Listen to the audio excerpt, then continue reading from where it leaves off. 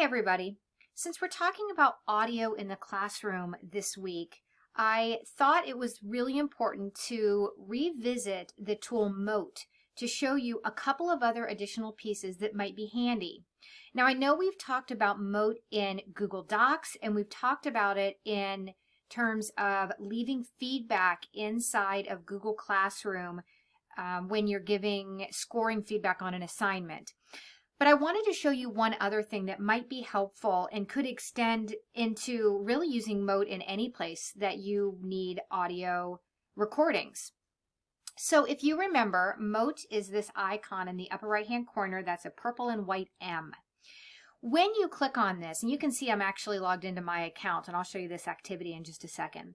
But when you click on the Mote, one of the things that you will see, again, I'm not inside of Google Classroom or Google Docs, but I can record a Mote note really on any page as long as I have the Google Chrome extension for Mote installed like I do here. So if you watch this here, I can click right here to record. Hi everybody, this is me trying out the Mote recording software using the Chrome extension. This is the one that I just recorded.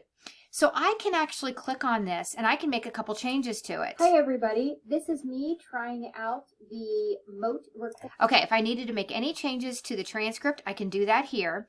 Another thing that I can do is over under these three dots here, I can choose to download this. This will download as an MP3 file, which is great because then I can put that MP3 file anywhere that I would like. The other thing that's helpful is if I choose to save as right here, I can choose to save this Mote into something that Mote calls a Motebook. So for example, if you had a audio recording that you wanted to call back and use on a regular basis for students, maybe it's feedback that you're giving them, you find yourself saying the same things to them, you can save it in what's called a Motebook. So let me call this Tutorial Example 1.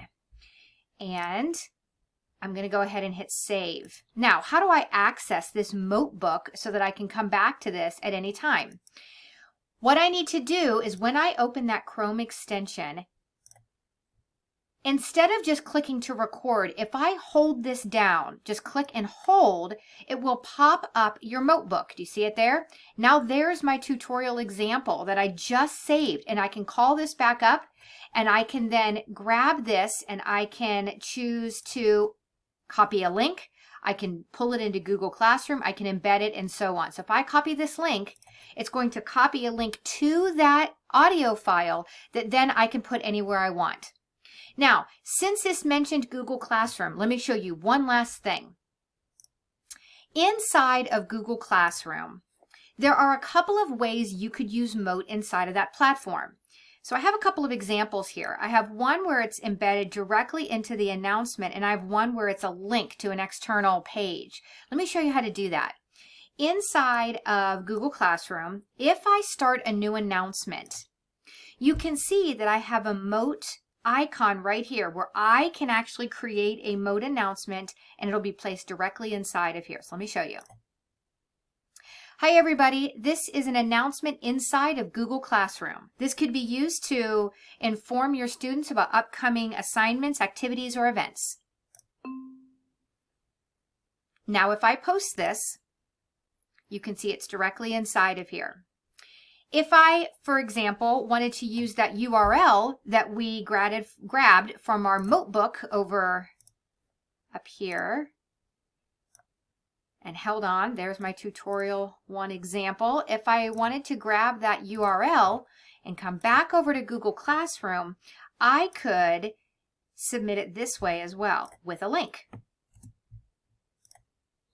And I might say, see audio file below, and post it. See how that's a little bit different? It's actually a URL that the students are going to. You'll also notice that there's a Mote icon here. Because I have Mote installed, I can actually add a comment that way. It'll pop up all over the place if you choose to have Mote installed. There is one other piece to note. If a student has Mote installed in their browser, they can play this directly from wherever it's posted, in this case, Google Classroom, by clicking on it. Hi, everybody. If they do not have Mote installed, they'll be taken to a page where they can listen to this. Let me show you what I mean.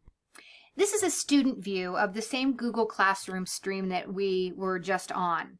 You can see that the student, instead of seeing the embedded Mote player here, they just see a link. So they would click on this, they would be taken to a page where they would listen to that announcement.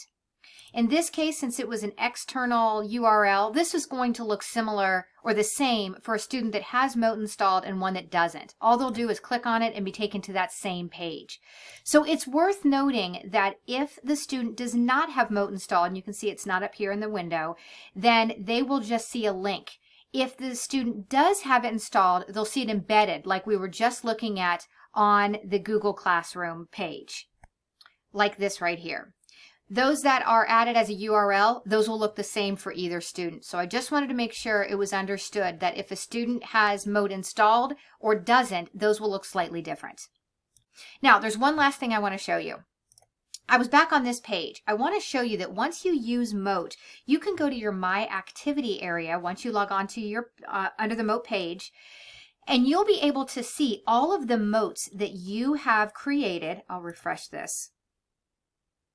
Okay, and you can see I did this a minute ago, 2 minutes ago. These are the ones that this is from the example that we did. You can see that it's in my Motebook.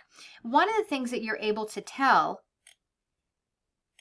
is if somebody watched it, viewed it, and watched it. So these icons show you that somebody actually listened to it. You can also look over here. You can play it if you want. Here's where you can download it from here. You don't have to come up here. You can choose to make this unlisted or delete it or hide it.